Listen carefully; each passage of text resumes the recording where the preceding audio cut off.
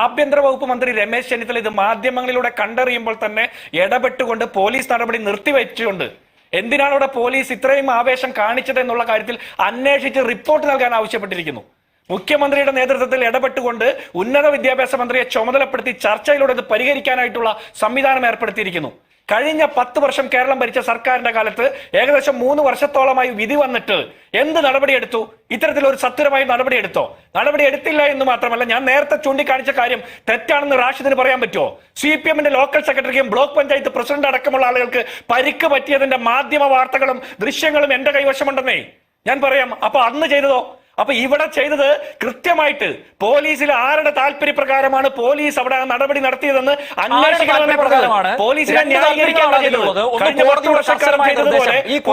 ഉത്തരവ് നടപ്പിലാക്കണമെന്ന മുൻസിഫ് കോടതിയുടെ കർശനമായ നിർദ്ദേശം, അതിന് നിയോഗിക്കപ്പെട്ട അഭിഭാഷക കമ്മീഷന്റെ ദൗത്യം, അതാണോ താല്പര്യം നിങ്ങൾ ഉദ്ദേശിക്കുന്നത്? അതല്ലാത്ത മറ്റേതെങ്കിലും രാഷ്ട്രീയ താല്പര്യം പോലീസിനകത്ത് നിന്ന് നിങ്ങൾ ഭരിക്കുമ്പോൾ പ്രവർത്തിക്കുന്നു എന്നാണോ? എന്ത് താല്പര്യം എന്നാണ് വിശദീകരിക്കുന്നത് ജിൻഡോ ജോൺ?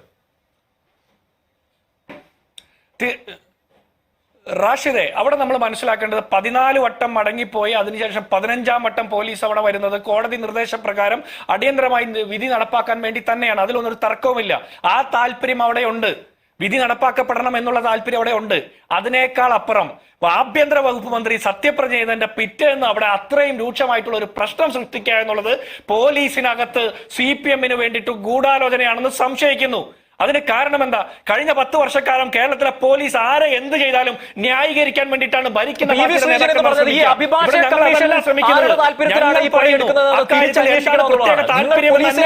ആക്ഷേപിക്കുന്നു. പോലീസിനകത്ത് CPM ഫ്രാക്ഷനെതിരെ ഗൂഢാലോചന ആരോപിക്കുമ്പോൾ അഭിഭാഷക കമ്മീഷൻ നിങ്ങളുടെ ആളാണെന്നാണ് ഇന്ന് ശ്രീനിജന്റെ ആരോപണം.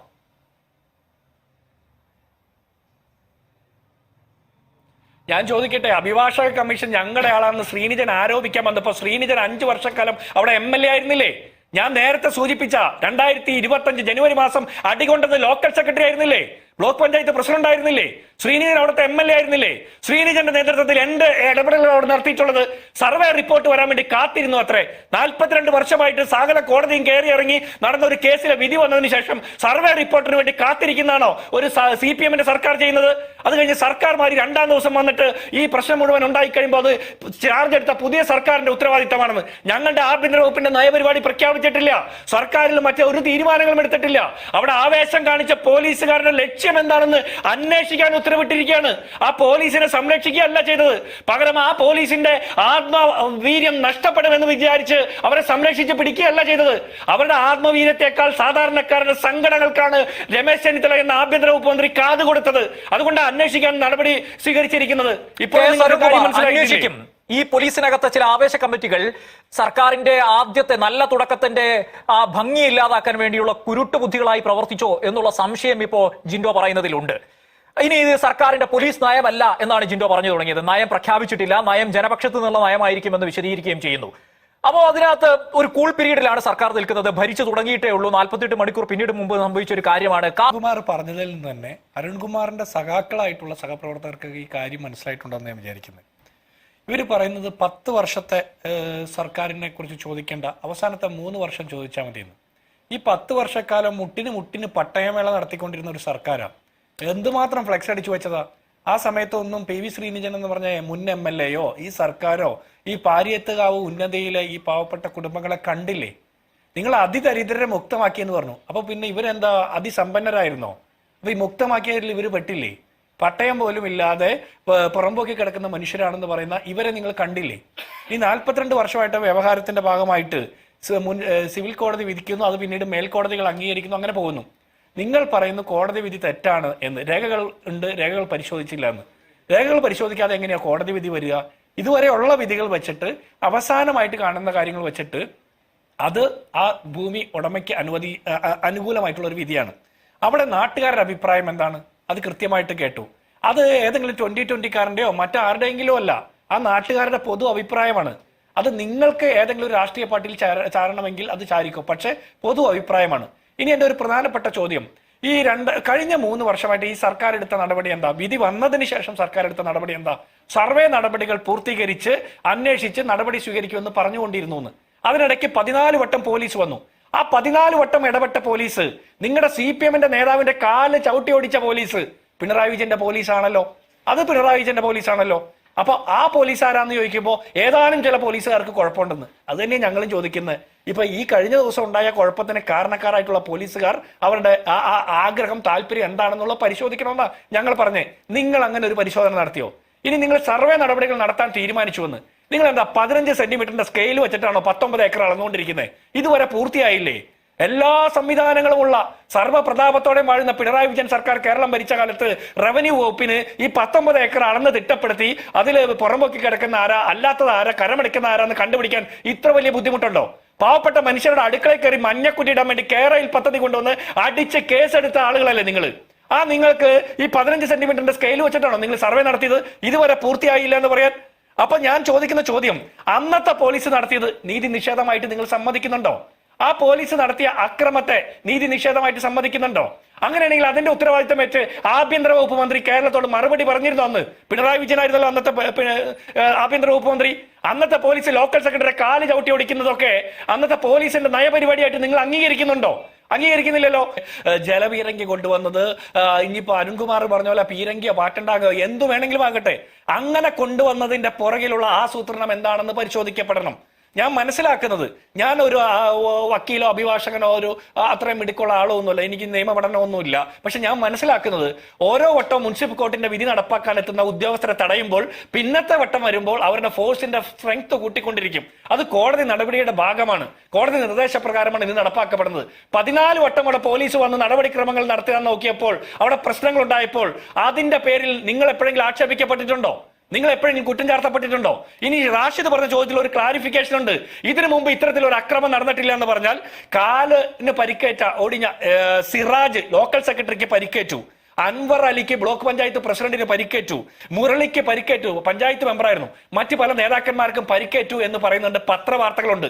ഒന്നുകിൽ ഈ CPM-ന്റെ നേതാക്കന്മാർ അന്ന് പരിക്കേറ്റു എന്ന് പറഞ്ഞ ആ വാർത്തകളൊക്കെ പച്ചക്കള്ളം, അല്ലെങ്കിൽ ഇവർക്ക് അന്ന് പരിക്കേറ്റു, ഇവരെ പരിക്കേൽപ്പിച്ച സ്ത്രീകളെയും കുട്ടികളെയും ഉൾപ്പെടെ ഭീതിപ്പെടുത്തുക, വനിതാ പോലീസുകാരും എല്ലാത്തവരും ചേർന്ന് സ്ത്രീകൾക്കെതിരെ ബലപ്രയോഗം നടത്തുക, വയോധികരായ മനുഷ്യന്മാരെ വരെ നേരിടുക, ആ അവസ്ഥ ഉണ്ടായിട്ടുണ്ടോ?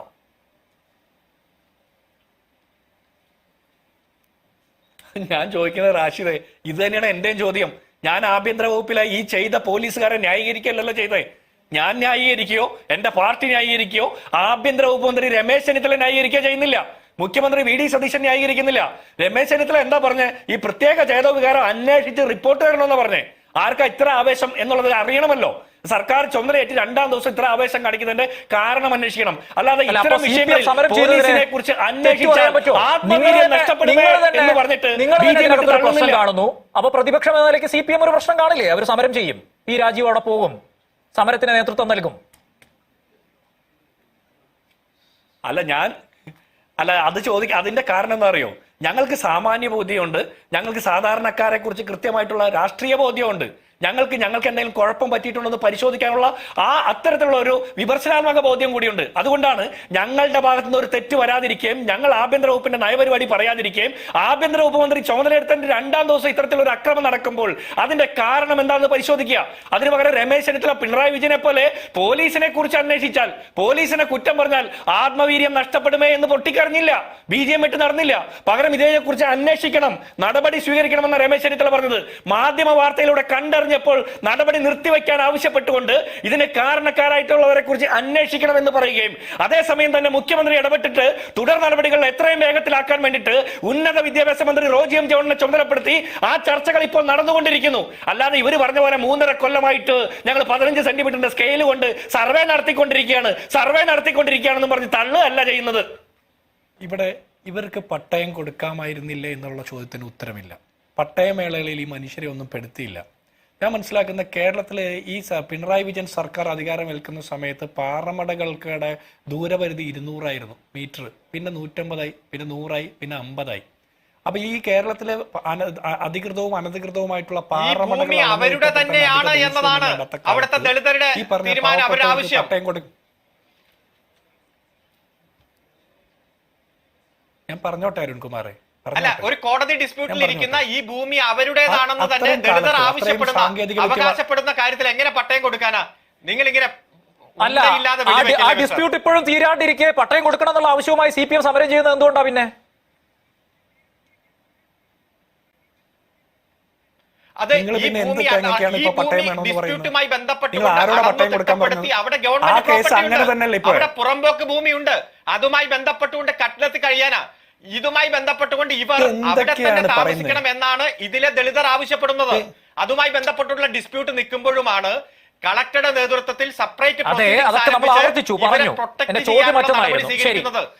ശരി അരുൺകുമാർ, ജിൻഡോ അങ്ങനെ ഡിസ്പ്യൂട്ട് നിൽക്കുമ്പോ പിന്നെ നിങ്ങൾ എവിടത്തെ പട്ടയം കിട്ടാൻ വേണ്ടിയിട്ടാ ഇപ്പൊ ഞങ്ങളോട് ചോദിക്കുന്നത്? അപ്പൊ പിന്നെ ഏത് പട്ടയം കിട്ടാൻ വേണ്ടിയിട്ടാ ഇപ്പൊ നിങ്ങൾ ആവശ്യപ്പെടുന്നത്? PV ശ്രീനിജൻ പറഞ്ഞ പട്ടയം കൊടുക്കാൻ, നിങ്ങളുടെ നേതാക്കന്മാർ പറഞ്ഞ് പട്ടയം കൊടുക്കാൻ, അരുൺകുമാർ പറഞ്ഞ ഡിസ്പ്യൂട്ട് നിലനിൽക്കുന്നുണ്ട്. പിന്നെ ആർക്കാ പട്ടയം കൊടുക്കണ്ടേ? തഹസിൽദാർ പിന്നെ ആർക്കാ പട്ടയം കൊടുക്കണ്ടേ? കളക്ടർ ആരംഭിച്ച പ്രൊസീഡിംഗ്സ് പൂർത്തീകരിക്കണം. എന്റെ പൊന്ന അരുൺകുമാർ, ആദ്യം താങ്കൾക്ക് തന്നെ ഒരു ധാരണ വേണ്ടേ? എന്താണ് പറയുന്നത്? താങ്കൾക്ക് ഒരു ധാരണ വേണ്ടേ? ജോൺ, ഏതായാലും ചർച്ചകൾ നടക്കുന്ന ഒരു വിഷയമാണ്, നമ്മുടെ മധ്യത്തിൽ ഇപ്പോഴും സജീവമായി നിൽക്കുന്ന വിഷയമാണ്. ആ വിഷയത്തിൽ ഇനിയും നമുക്ക് ചർച്ചകൾ നടത്തേണ്ടി വരും ഈ നടപടികൾ തുടരുന്ന കാലത്തോളം.